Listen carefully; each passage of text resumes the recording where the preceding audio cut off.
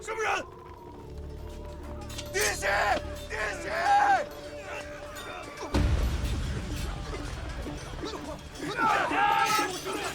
怎么了？有人偷城。偷城？拉着他，跟我走。别队，给我向前！给人给我赶下来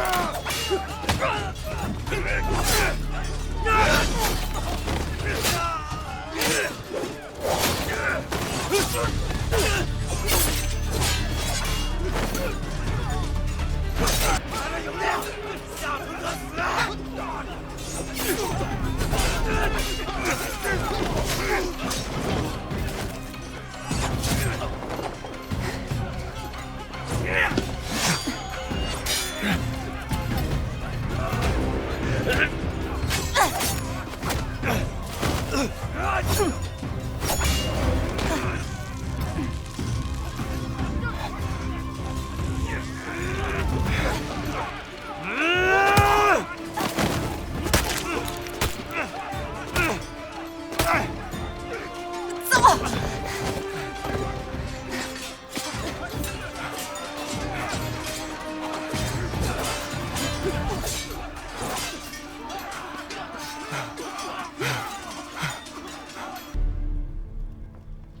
应该是从西面绕过来的，否则纵然是走路，咱们应该也能听得见。夜里行军，不能骑马，但他们却得带着马来，否则一旦失机，他们想逃都逃不掉。那他们应该是牵着马过来的，将马放在西段护城河边上，着人看守，然后再徒步从冰面上过河，再用钩镰之类的东西挂着绳索攀上了城墙。这样，我带一个骑兵指挥出去，从西面兜个圈子绕回来，将他们的马全杀了。张太尉打了这许多年的仗，你觉得他会安坐在大营里，等着你先宰他的马，再杀他的人吗？来，你信不信？只要你的骑兵一出，离开寨子1里方圆，就会从野地里凭空找出1000骑兵来，将你连人带骨头一并吞了，一根骨头都不会吐。这么大的城池，就算他趁着夜色送上去110来颗人头，又能记得什么事？再者说了，10000人以上的大军调动，火把都没点上几根，这叶下的兵如何能够夜间视物又不乱阵脚？依我看，张太尉此番布置，不是为了投诚，是为了撬开咱们的城门。咱们现在就是张太尉喉咙里的一根刺，不把咱们给拔了，他是没法安心攻城的。不就是个破寨子吗？啊！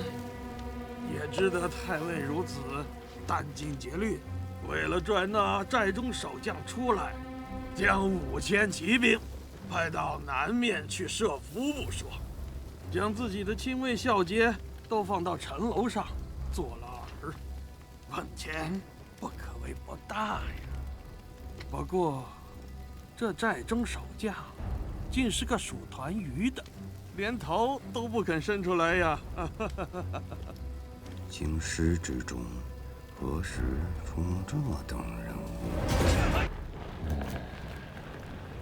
哎，你若是张太尉，将大营扎在南清河畔，又会将粮草辎重摆在何处呢？那自然是越靠后越好，越是靠后便越安全嘛。能有多靠后？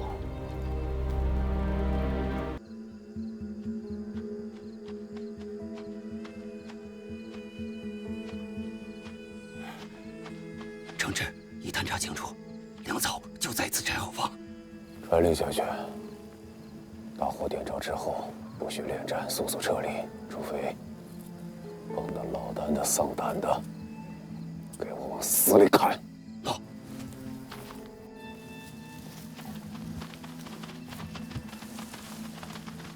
余下的分成2队，一队绕到对面侧应，听信号，动手。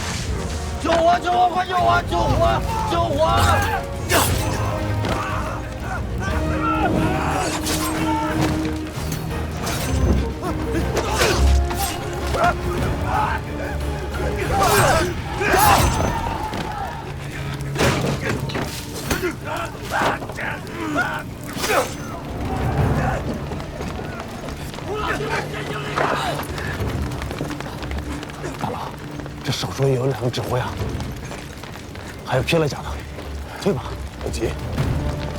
把力使了，随我去拿了那条大鱼。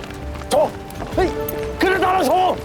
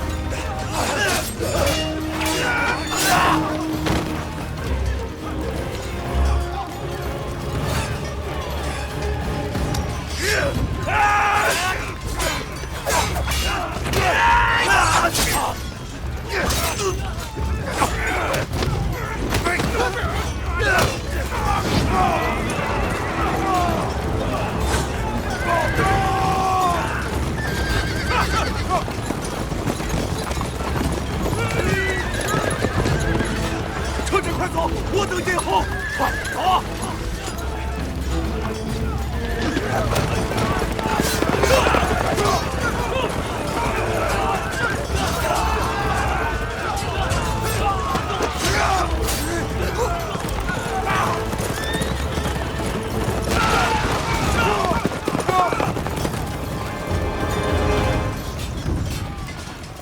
尔等男人甚是无趣，难怪杰里大夫不愿意陪你在这儿熬着，早早的回南再睡觉去了。嗯，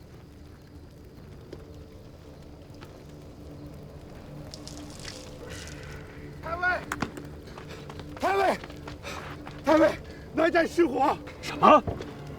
南寨？将士们，都喝口酒，暖暖身子，壮壮胆儿啊！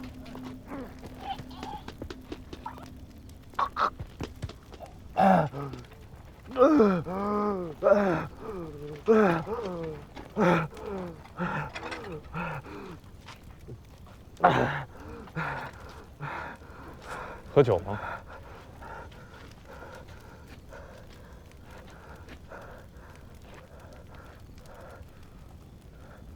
喝。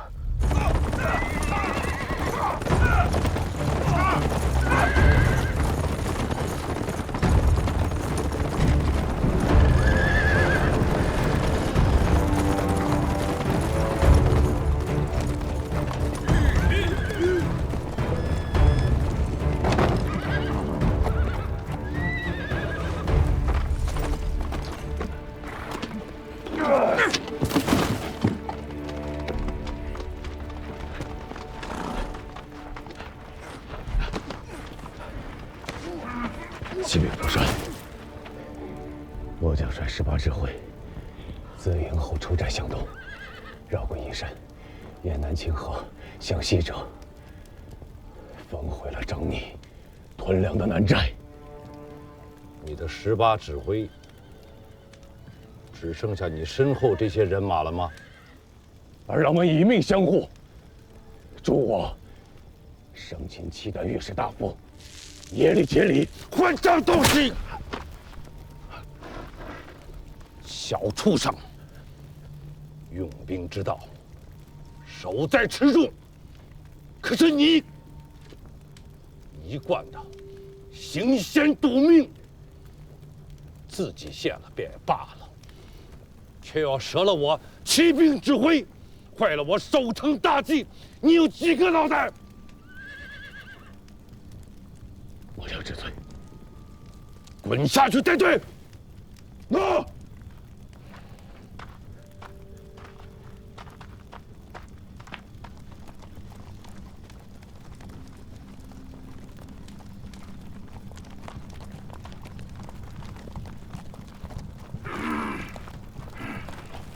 此人该如何处置啊？他是契丹贵族，除了令公，谁敢处置？我会亲自押解他进宫的。带下去。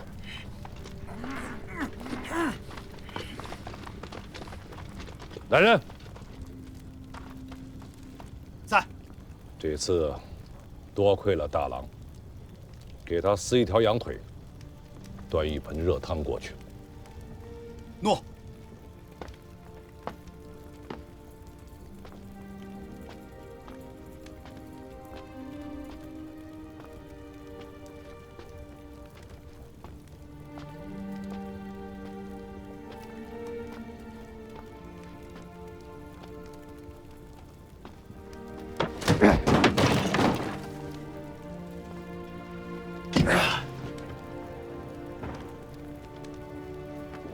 喝酒吗？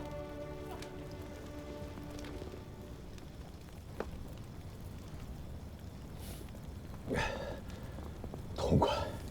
赵匡胤，字元老，正是在下。郭荣，字俊贵。郭太尉家的千里马，耳朵都听出茧子来了。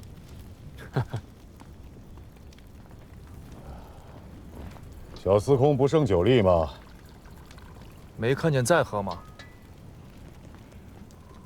司空就是司空，喝起酒来也是一番3品以上的计较啊！什么司空不司空？小弟钱洪处，字虎子。哎呀，有你在身边，夜间急切的时候，怕是都不用出门了。去你的！大郎，大郎，这儿呢。哪儿来的？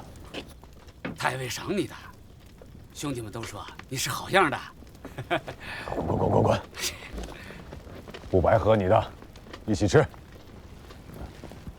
好久不客气了。突然想起来，今天是小岁之夜。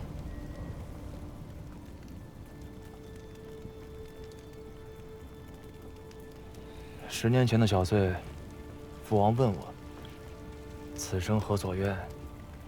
我那时好玩，当着一众哥哥的面说：“我要出海，我想去看看《山海经》里的鲲鹏，到底是个什么样子。”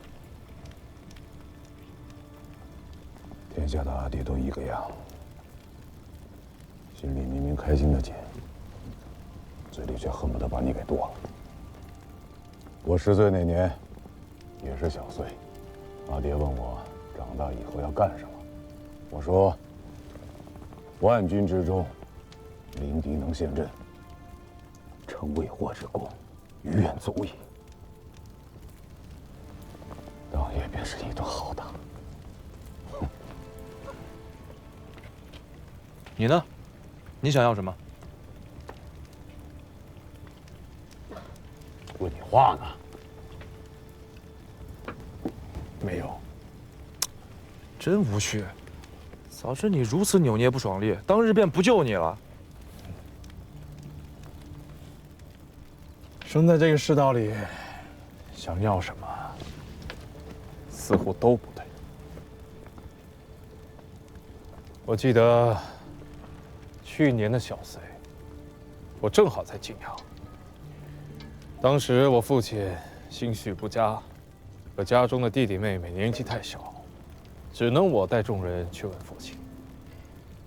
小岁当问来年夜，父亲平素简约，在军中颇有威望，却始终不得拜接朕。父亲心中可有所憾？郭太尉怎么说？他说：“高绝后路，无足论。此生若能复饮太平年下的一杯热酒，于愿足矣。”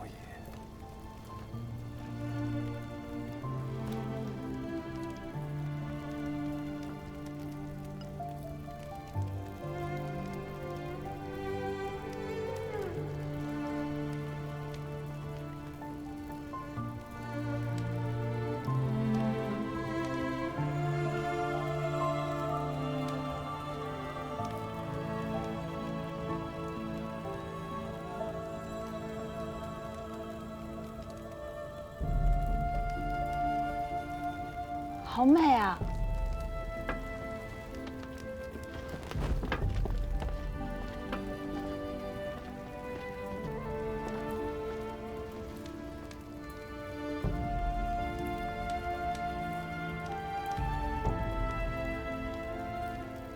再煊赫的盛世，也终有落日；再不堪的乱世，也终会迎来日出。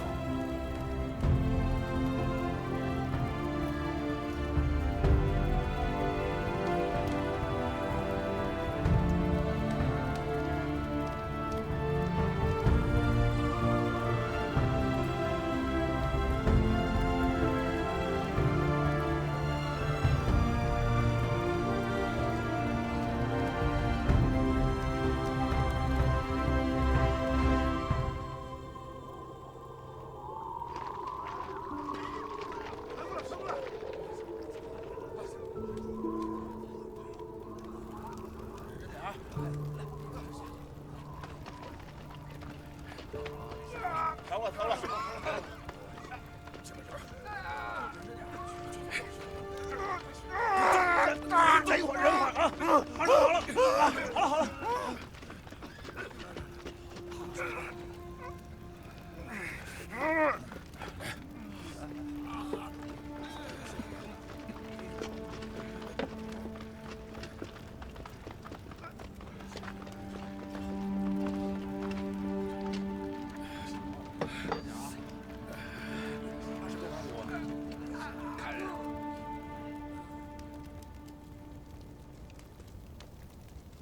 第10日了，只怕过了这个冬天，汴梁城里就没有活人了。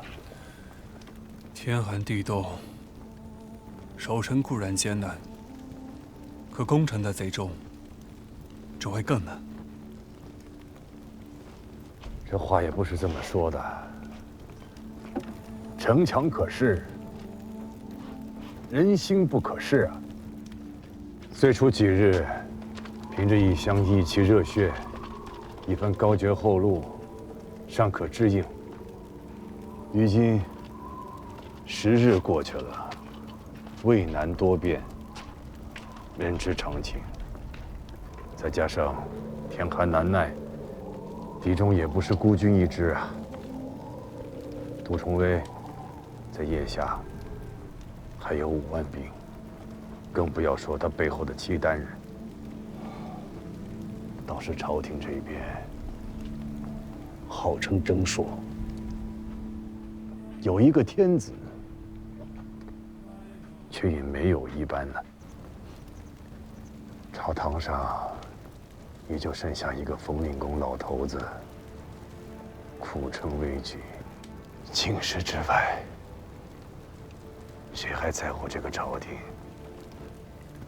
谁还在乎这数十万的生命礼数啊？外无必救之兵，则内无可守之臣。罢了。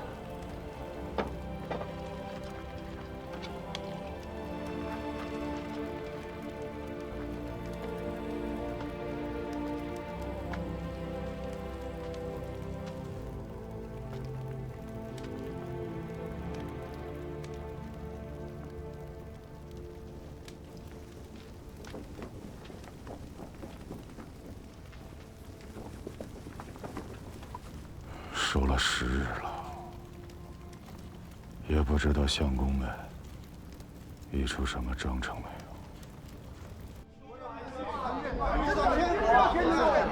不能议和呀，一定要坚守，不能被以死相守，对吧？我等必将以死相守。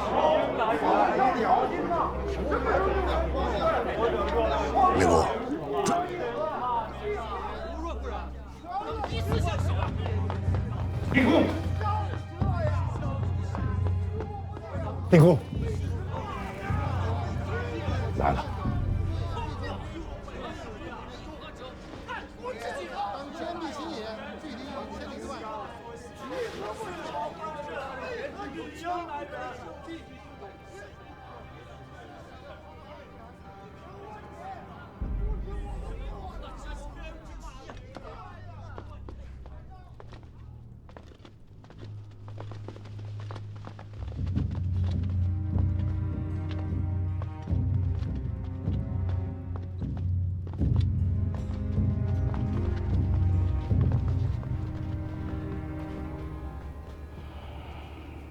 文肃，令公，打开重元殿，上朝。看来今日是无仗可打了。回去冯令公复命吧。你说什么？整肃兵马，撤回到皇城里。撤回去？那这城呢？不守了？当日令公颁下的军命，便是守城10日。如今10日已满，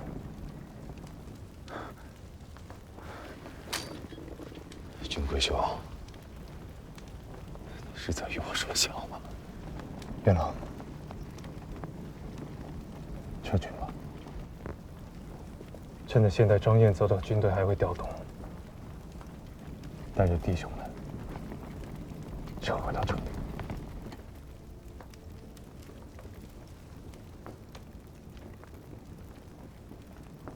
浴血11日，死了的、活着的，都是好汉子。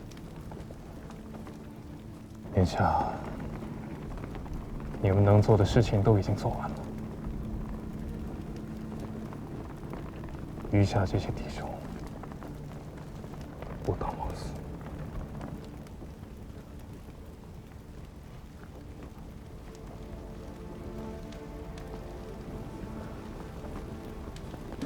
枉死！守城那一日，副帅给了我18个指挥，满编18个指挥，是2221人。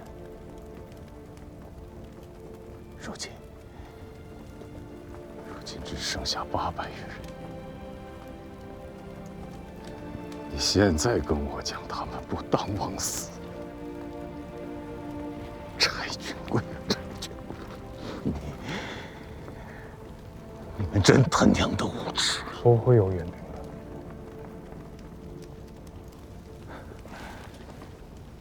我知道。再守下去，也是一样的结果。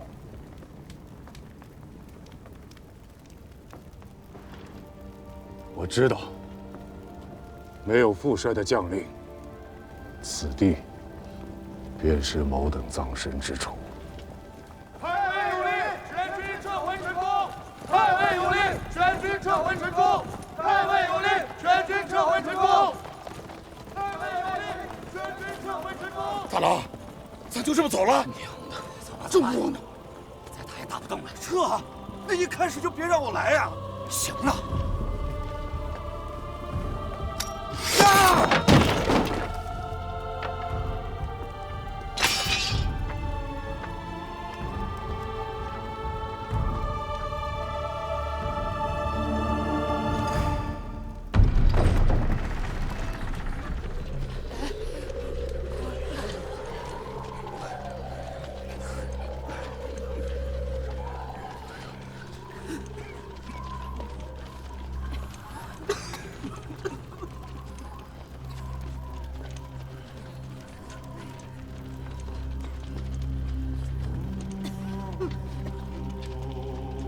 为契丹会同10年，岁次丁未元月，契丹大皇帝陛下制曰：请有皇王分尊北南，祭墓名誉，告谕四方。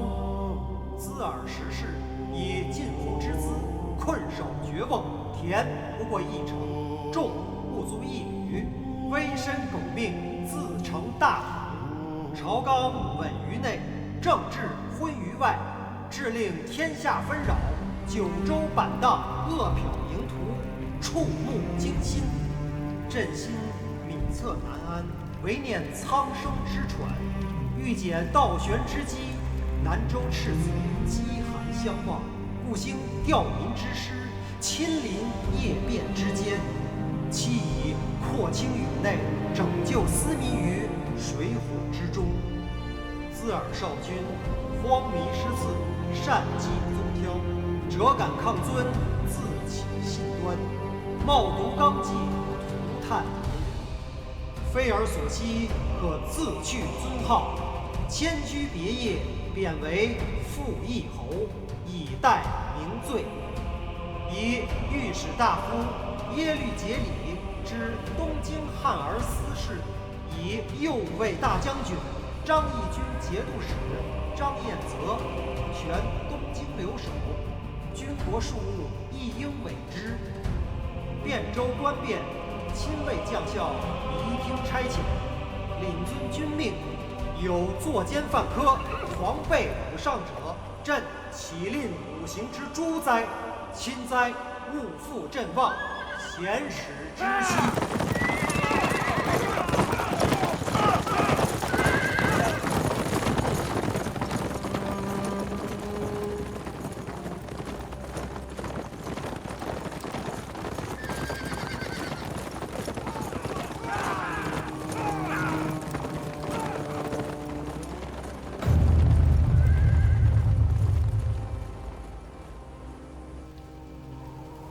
这便完了吗？这已是最好的结果了。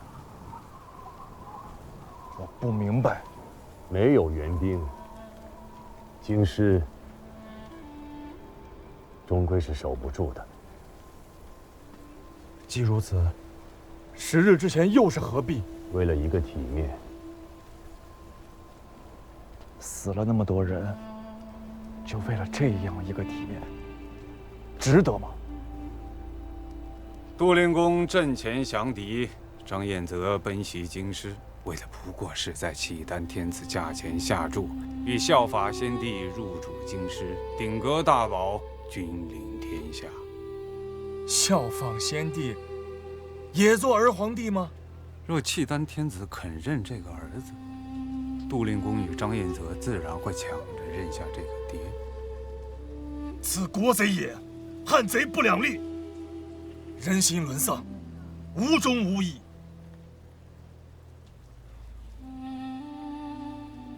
在胜负面前，世人大多都会选择胜，而抛弃义。苍生社稷，忠孝节义，难道不是最无价的吗？这世上啊，真正无价的东西必是有的，只不过在这朝廷的大殿之上，任何东西都必然是有价格的，不能以价格相问的东西，根本不会出现在这朝堂之上。你若不算，你便不配站在这里。令公和相公是想看看如今这天下究竟有谁肯在大势已去的朝廷身上下注？北国势大，中原衰微，在大多数人眼中胜负已定。若让尊兄来选，是压朝廷，还是压契丹呢？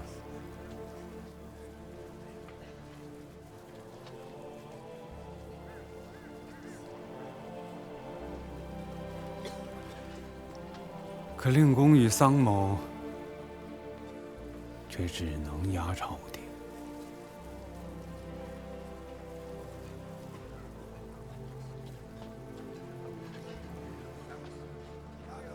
这10日之战，便是要告诉天下人，在此人心背离之际，依然还有人在压朝廷。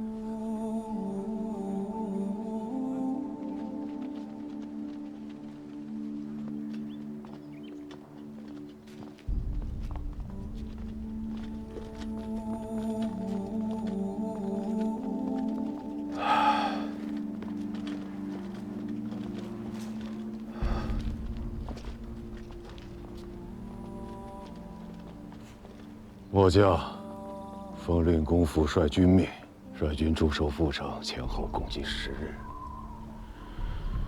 战没671人，战伤732人。现奉命归城，向令公与副帅交令。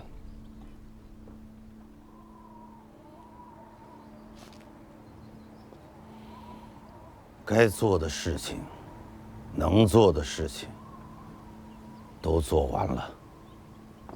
去老夫府上，把家人接回去吧。谢过令公。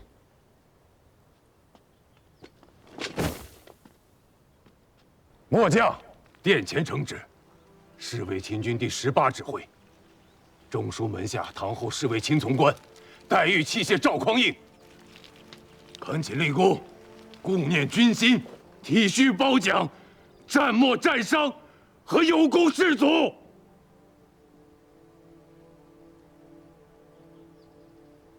小畜生，宫阙之下，岂是你胡闹的地方？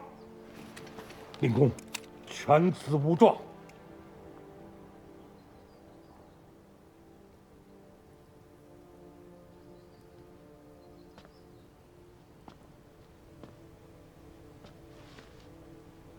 拿来。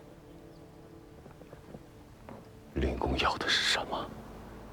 战没有功将士名册，还未写好是吧？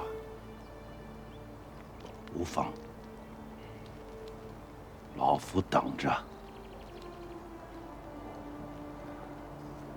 战没战伤的将士需要抚恤，有功的将卒需要褒奖。这即便是天真的塌下来了，也是要做的事。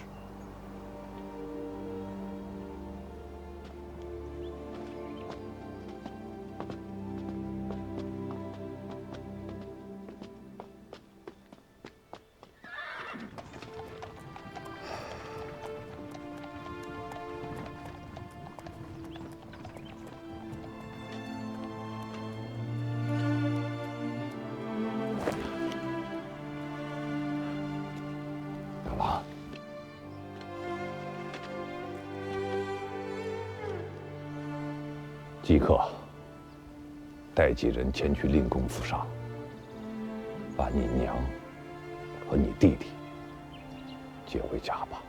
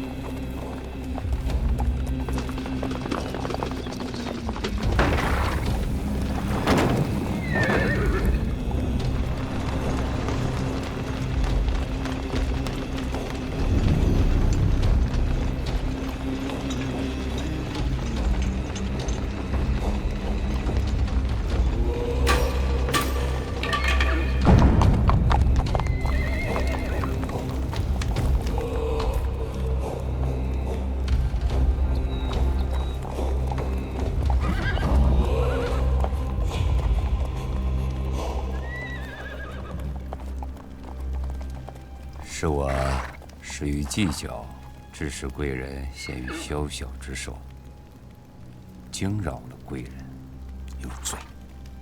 陛下的诏命里还有一件事，需你我去做。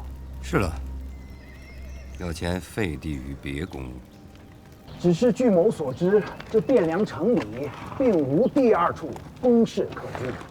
万事，前去开封府正衙便是，此事某去办。京师这些穷酸做大，明知自家吃不上，却也不叫旁人去吃，坏了我与杜令公的大事，也不至于他们竟有何好处。中军，末将在。张榜图形，全城缉拿细作郭荣。末将领命。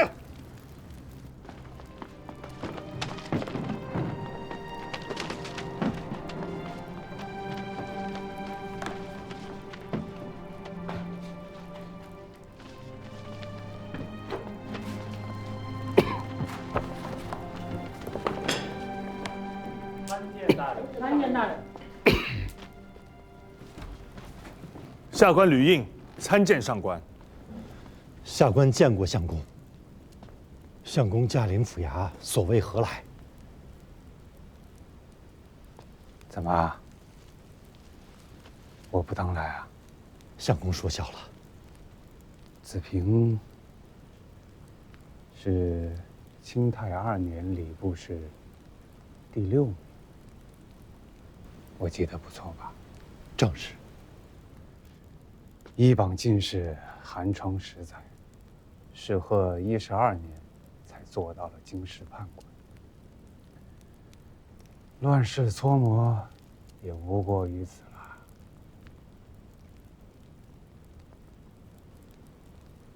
契丹天子的诏命知晓了吧？学士院送来了藤卷，下官正在整理户籍填土账册，收拾印信案卷，待那位张太尉到来，方便移交。好，既然知晓了，那你听好。恭听相公君谕。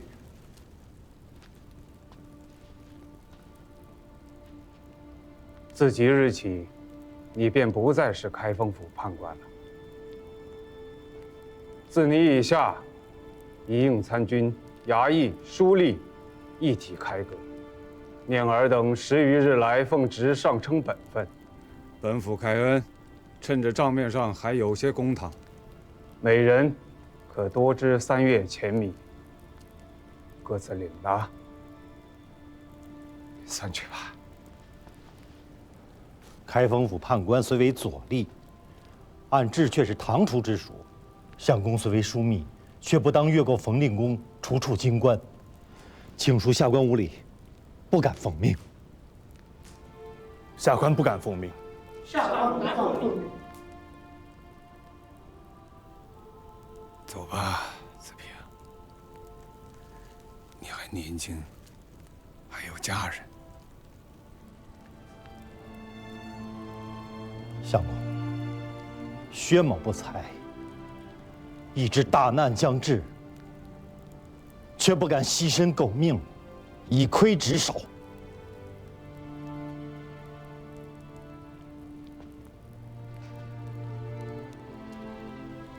你想好了？不过是一死而已。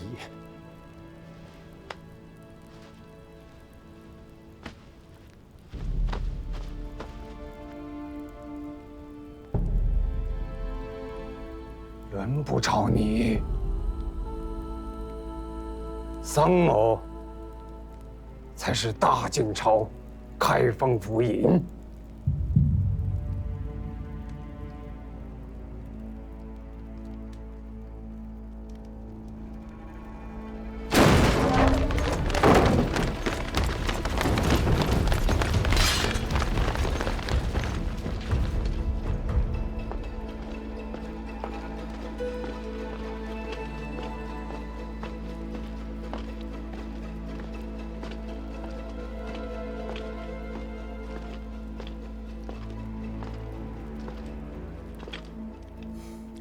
我倒是哪个大胆的错的，却原来是桑相公。你来的真慢啊！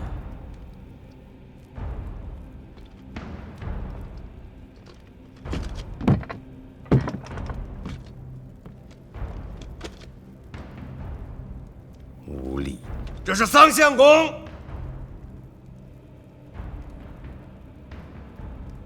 我奉契丹天子诏命，接管开封府衙。桑相公，你素来是识时务，想必不会阻拦。我这个开封府尹还在，你接管不了。说什么？不肯奉诏？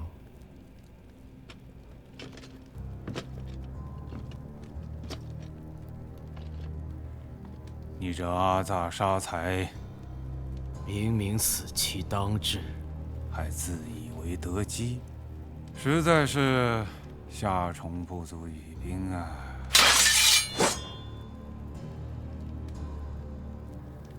少尉，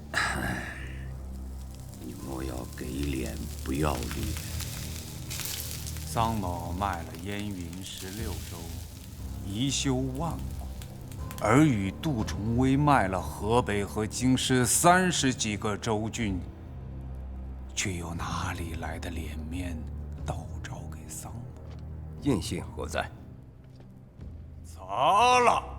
户册与案卷呢？烧了。你这是得了失心疯，还是患了谭正迷了心窍？诸般筹谋，窥暗室，一番计算，总成空。桑某的路已然走完了，能以这条命堵住你和杜重威的路，也算是不亏。这条断头路，先帝能走通，杜重威却走不通，你更走不通，因为你是一个蠢货。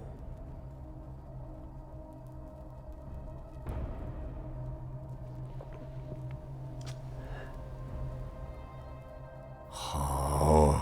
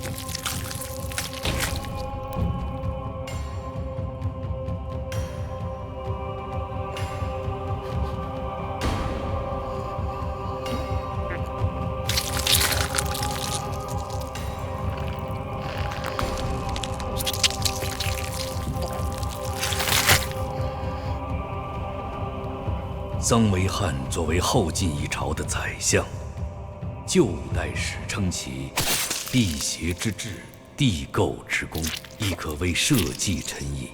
新五代史亦称灭唐而兴晋为汉之力也。其谋士之略、治政之能，也得到了时人的认可与推崇。然而，作为出卖燕云16州的直接责任人之一，也因此受到了后世儒家士大夫的严厉批判与鞭笞。明末清初学者王夫之在《读通鉴论》中态度鲜明地批判桑维汉曰：“祸及万世，则万世之罪人。”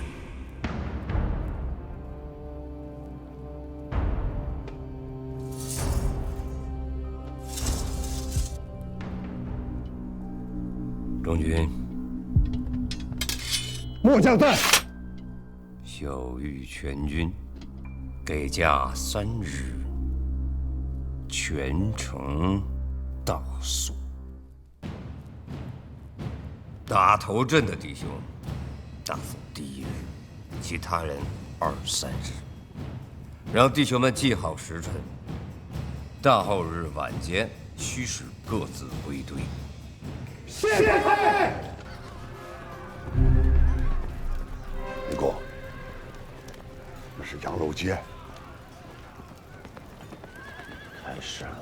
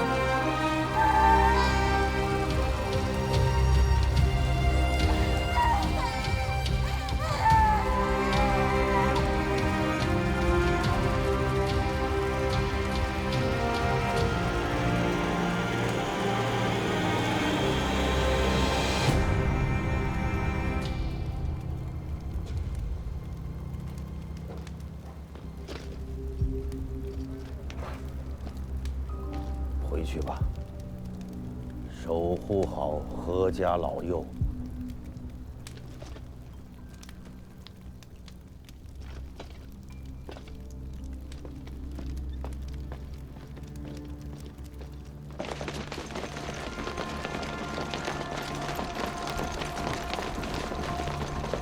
赵府，走。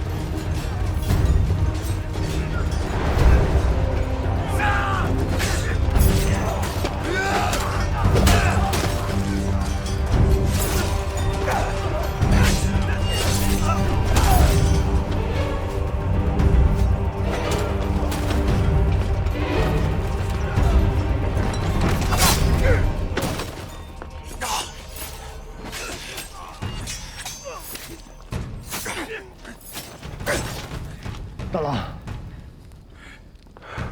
把这些人都拖到后面的坑里，再打些水来，把地上的血冲洗干净。埋了吗？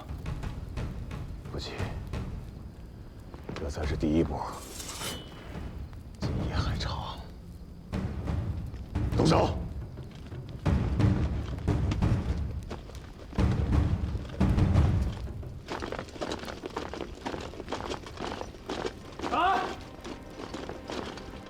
黑元朝见多。嗯，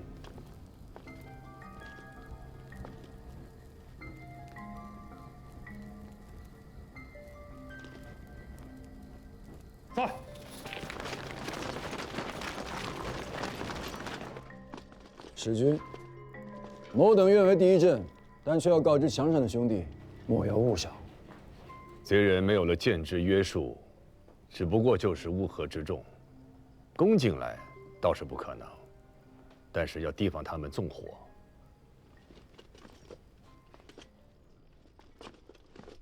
这便是所谓的买卖吗？这是大事，无论是风令公还是刘令公，都不能逆势而行。桑相公与我说明了那许多，可我还是不大明白。其实桑冯诸公这10日来的作为，是在告诉契丹天子，这中原天子谁都能做，唯独杜重威和张燕则做不得。因为中原之地不需要再有第2个二皇帝。使君来了，好，击鼓，诺。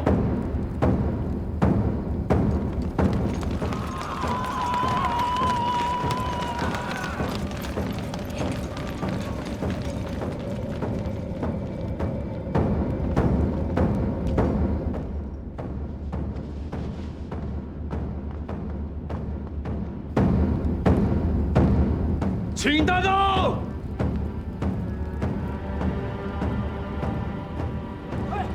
大刀！咱们太尉的大旗还要高呢。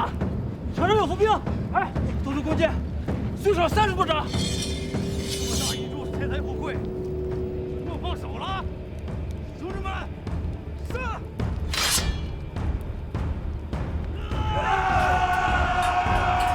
冷静点！再大的富贵，你得能抓到手里才算数。如许大一座京师，能得富贵的所在不止这一处。就是。将性命送在此处，怕不是要冤死了。撤！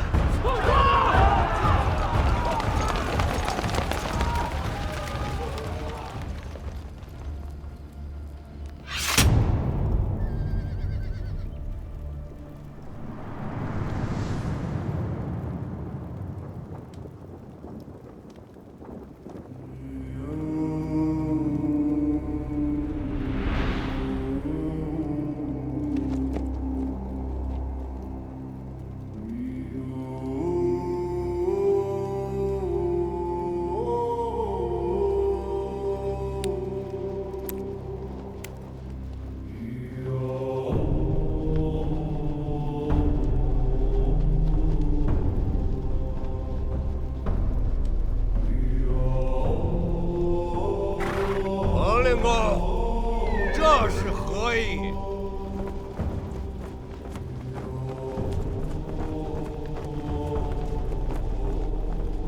此门曰明德，无德之人不得入此门。我奉契丹天子诏命，请傅义侯移驾别宫。令公，你要横加阻拦？朝廷礼制，此门只得元正日开，其余日子唯有天子车驾可入。今天距离元正还有3日，尔等当真要进？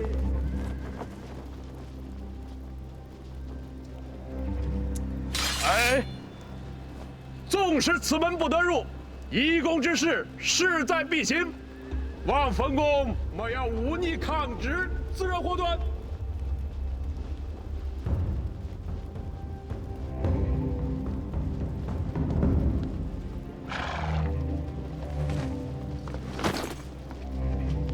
金花银枕乃我朝圣物，非禁足宗亲不可得。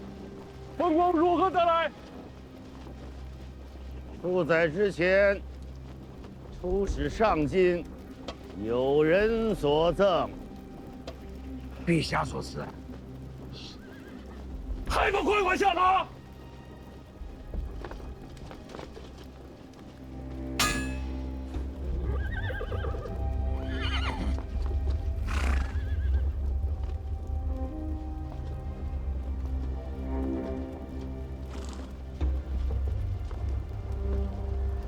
等带着这许多兵来，欲将我家天子移驾何处？天子，请你家傅义侯暂居开封府衙，以待天子驾临。多余的话我本不当说，但是人老了，背会了，也啰嗦了，说不得要提点你们几句。李天子驾临京师之日，此天子是要驾前请罪的，此人是请不了罪的。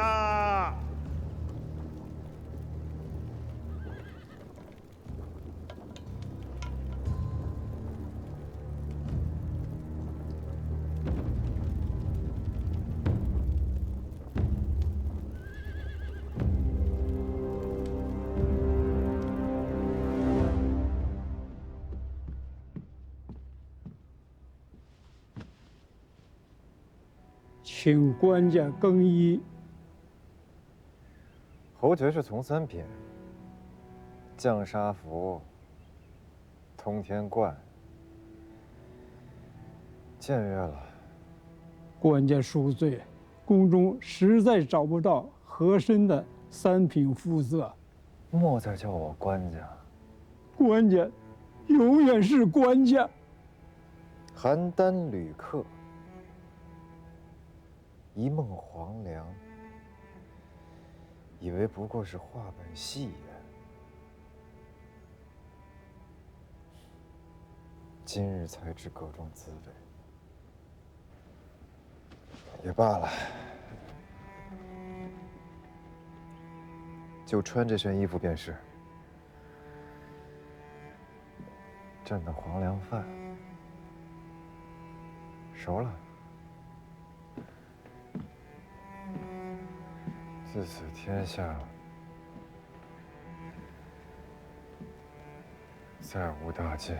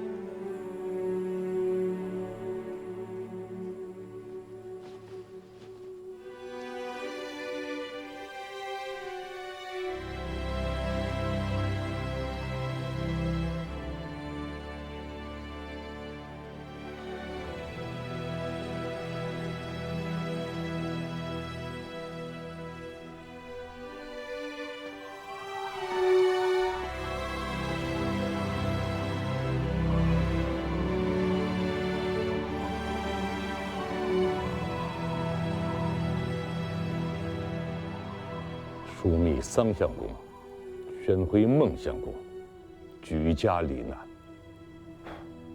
阁门使高勋的叔父幼弟，于昨夜死于兵灾，暴尸街头。相国寺施行大和尚也被乱军所害，连同在寺内避祸的1000余僧俗，无一人幸免。10日来，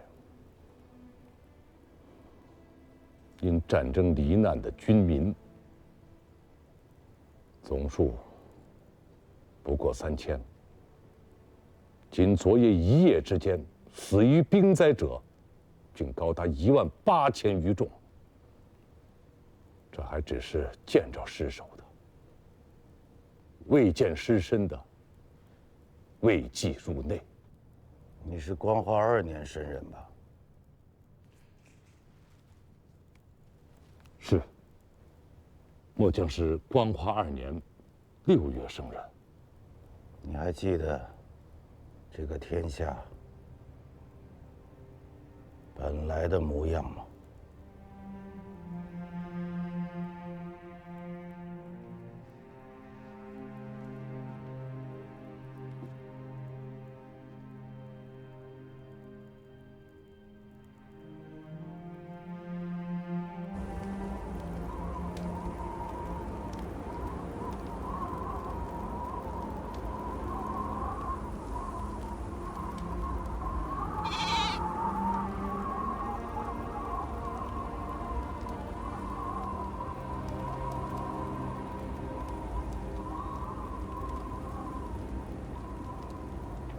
儿倚老卖老，咱们就这么由着他。此人惯会弄吃作态，释放了这许多天子，罪为3朝元老，谁也奈何不得他，可谓是不知死。此人与陛下有所旧议，唯有陛下可处置之。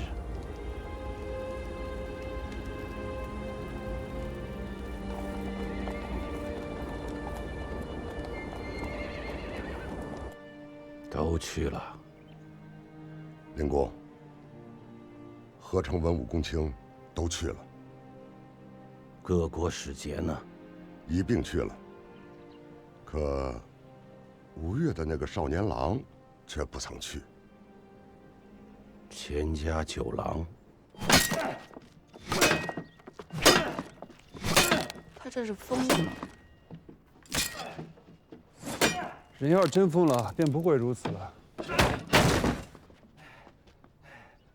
石家的江山，跟他钱家有何干系？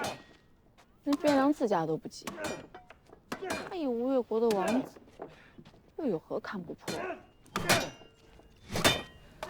他今日不去，不会再生出什么事端吧？但愿不会吧。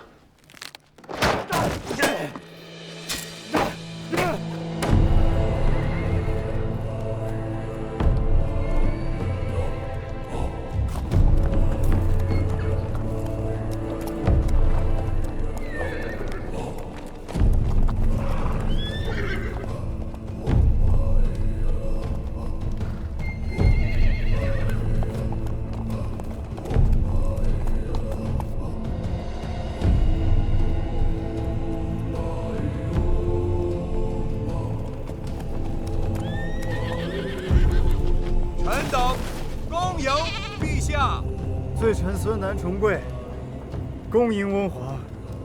温皇千万岁寿。罪妇李氏恭迎父皇，父皇千万岁寿。臣恭迎陛下，陛下千万岁寿。令公何在？启奏陛下，南朝京师内6品以上文武悉在此恭迎陛下。朕没问谁来了，朕问的是谁没有来。太尉中书令燕国公冯道，显教司空吴越国内衙兵马都指挥使大元帅府长书记钱弘处称病未至。冯令公，朕是知道的。这钱弘处，朕未曾听过。吴越偏比小王，言之有辱陛下倾听。此人春秋几何？臣闻吴越王钱元贯主子，以弘字叙事，年纪应该不大。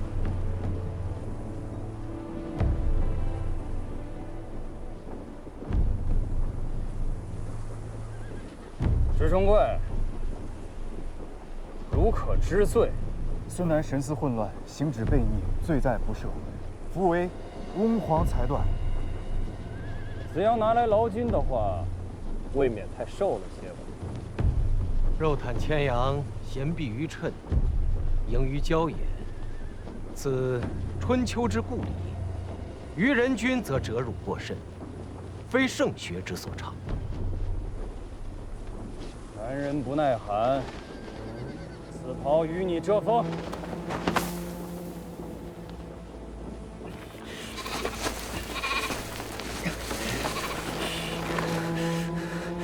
孙南不孝，冒渎温皇天威，前罪未论，又蒙恩赏，罪臣惶恐无定，敏感五内。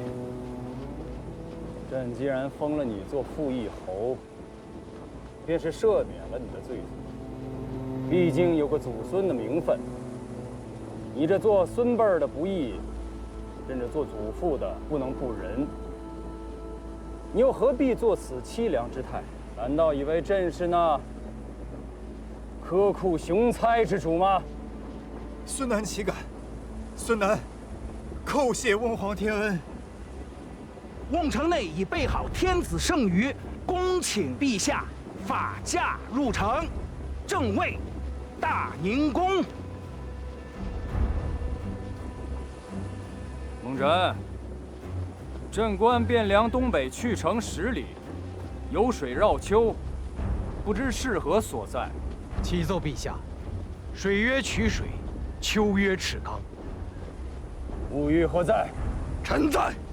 小邑诸部落公帐皮氏，冯令公乃是有大德的圣人，怕是以为咱们这些草原上的野人粗鄙，扰了他老人家的清静。既是如此，所有人听我命令，全军不得进城，今夜驻扎赤冈。是。今日之事，事关邦交，教郎，你不该任性啊！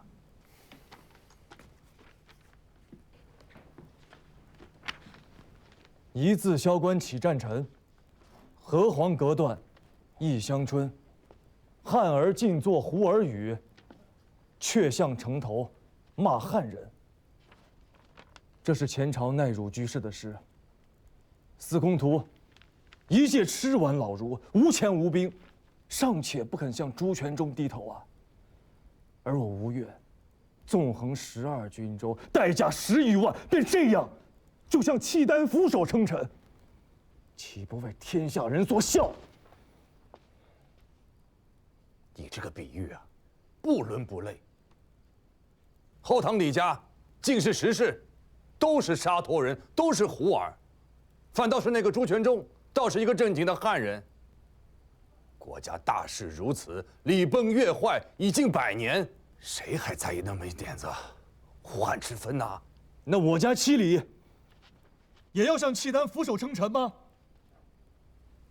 吴越与契丹自先王始修共事，数十年没有改变过。别说我等要称臣，就是先王也得面北而视之。哼，又是势大，又是势大。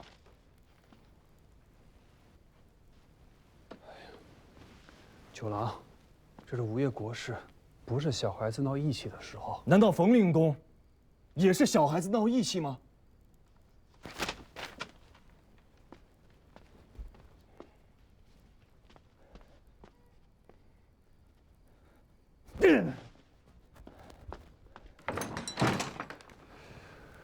这些年还是太惯着他了，这么要命的时候他却闹起脾气来了。那你去劝劝他呀，你跟他说国事如此，由不得他再肆意妄为了。唉，你们几个说来说去的尽是这些大道理。这世上的事儿若都是循着道理来，哪还有眼前这些惨事儿？真娘，这事你不懂，不要乱插话。我是不懂，可我觉得阿娘懂。若是阿娘在此，你觉得她会怎么做？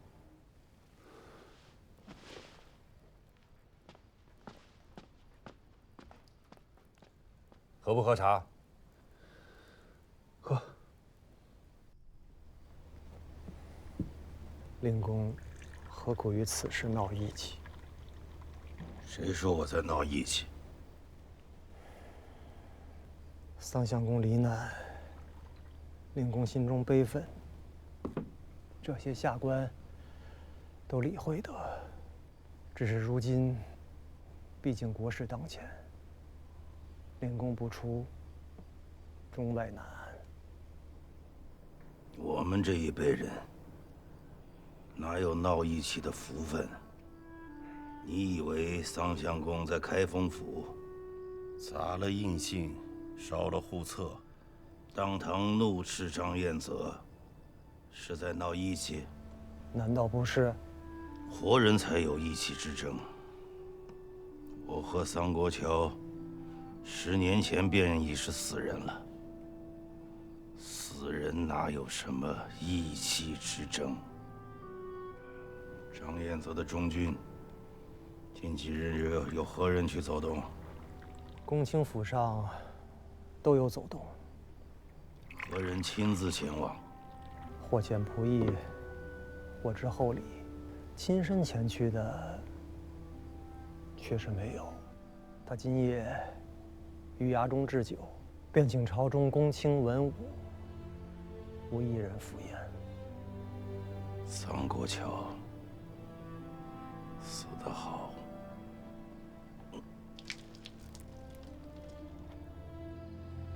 你不用劝我，我知道，他们说的都对。你也不用在这儿陪着我，我在这儿做乏了，便下去睡了。我也不用人伺候。你好大的颜面，谁是来伺候你的？不想去便不去，谁还能真的逼你不成？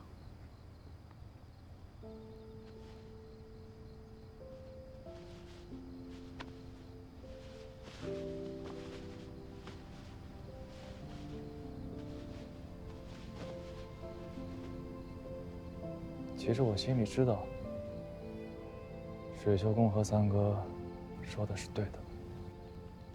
这是国事，国事就要循着国事的规矩、法度，容不得谁肆意任性。可我就是想不通，这天下的大事，怎么就到了这般地步？仁义没了，纲常也没了。昨日里还活得好好的人，说死就死。昨日里还是天子的人，如今牵着羊，披着发，跪在尘埃里，任人羞辱，任人踩踏。明明是通衢大道啊，路两边却堆满了人骨。那些恶贯满盈之人，封侯、拜相，权势滔天。良善之家，反倒全族被杀没了下场。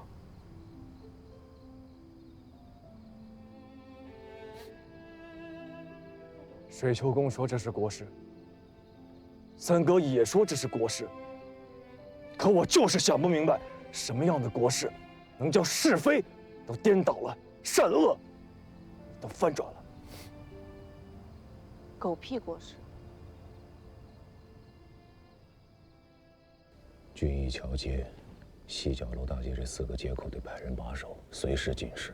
我们会在军驿桥下的河道里更换衣着服色，然后从南面的角门潜入进去。脱身的船只务必要藏好，那可是弟兄们唯一的退路，不能有半点闪失。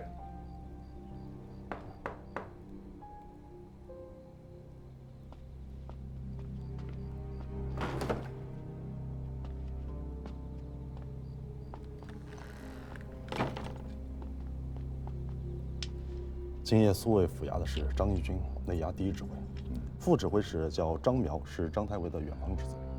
今夜当值的便是此人。衙中苏卫口令：长安天子。我们共有181名死士，对面是府衙内一个整编的指挥。动静一旦闹大，2刻之内，必有3到5个指挥来援。故而务必一击得手。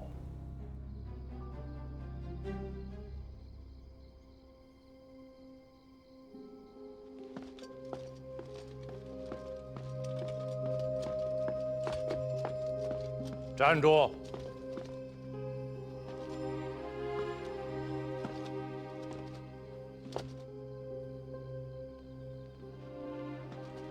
做什么去？杀贼！你以为你是谁？你以为张彦泽又是谁？一个多少次从死人堆里爬出来的人，又岂能在你这条又浅又薄的小河沟里一脚跌死？国事如此，尽力而为有错吗？国事，你也配言国事？押上来！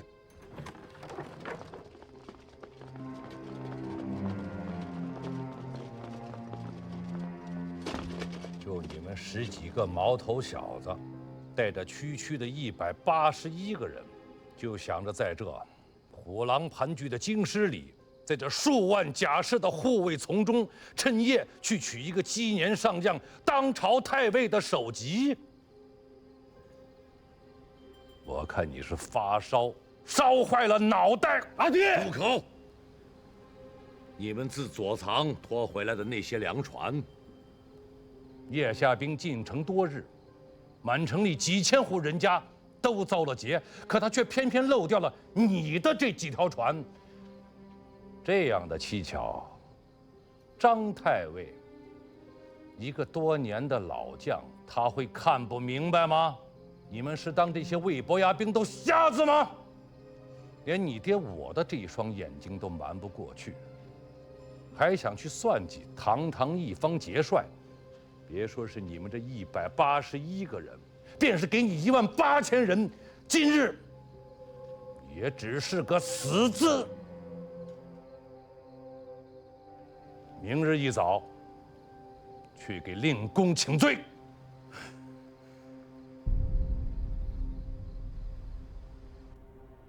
起来，起来！跑出门就可以回家。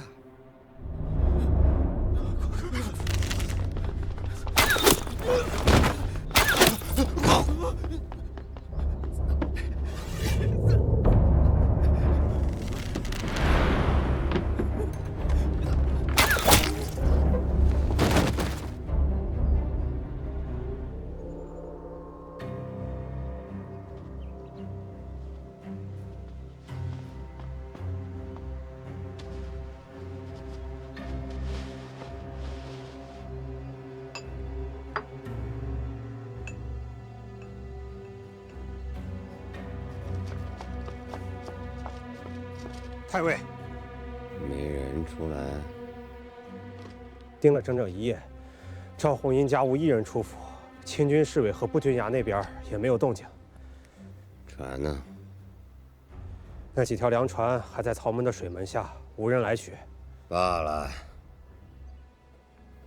白日间那个穿青色衫子的媳妇儿是谁来着？楚国夫人丁氏。今日午间之久，叫她出来陪一下。太尉，楚国夫人是皇长子的生母。此间只有傅义侯，哪里来的皇长子？